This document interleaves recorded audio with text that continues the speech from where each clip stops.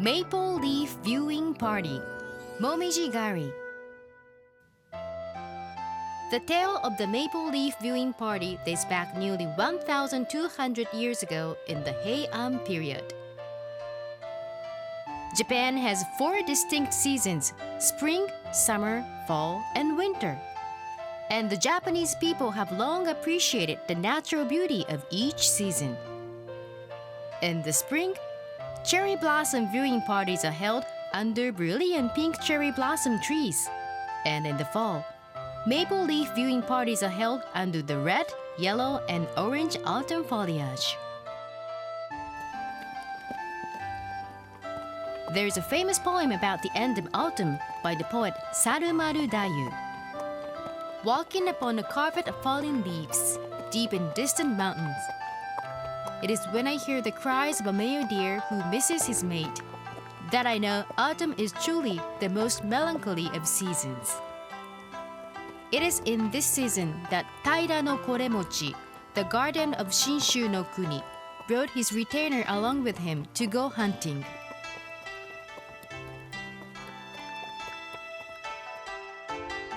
However, as the two got caught up in their hunting, they lost their way in the mountain woods. And before they knew it, the pair had reached a great grove of deep scarlet maple trees. The mountain was called Mount Togakushi, and it was home to a fearsome demon queen.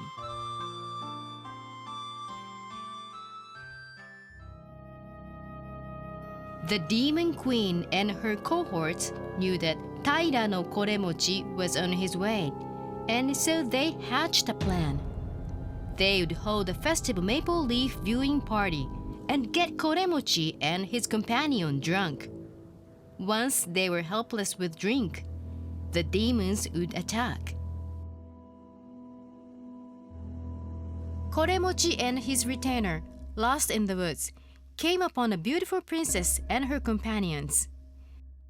He asked her if she might tell him how to return to the village.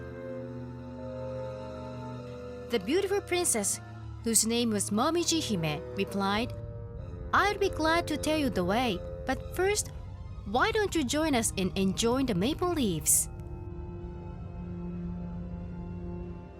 Unable to refuse the offer, Koremochi and his retainer joined the festivities in the middle of the dazzling maple leaves. Exhausted from their hunting trip and drunk from the sake at the party, Koremochi and his retainer soon passed out. It was then that the princess and her companions turned into their true selves. Their heads grew horns, their mouths split all the way to their ears, and when their demon transformation was complete, they attacked the helpless two. Just as the demons were about to rip the limbs off of Koremochi and his retainer to drink their blood, the great god Hachiman Daibosatsu appeared. It turns out that Koremochi was one of his most faithful worshippers. The great god Hachiman Daibosatsu then spoke unto Koremochi, "Open your eyes and awake. It was not a beautiful princess who invited you to her party, but the fearsome demon queen of Mount Togakushi. Take this sacred sword and defeat her once and for all." Koremochi then returned to consciousness and took a vow to defeat the demon of Mount Togakushi with the sacred sword. The demon queen transformed into an even more ferocious demon, shouting that there was no way she was going to give up her quest to turn this world into hell on earth so easily.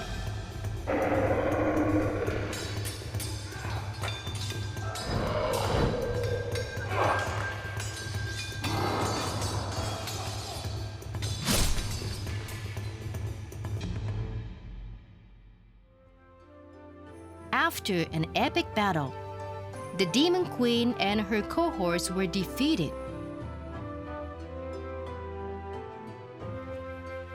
As written in the poem, the mountain village of Togakushi quietly slipped into twilight.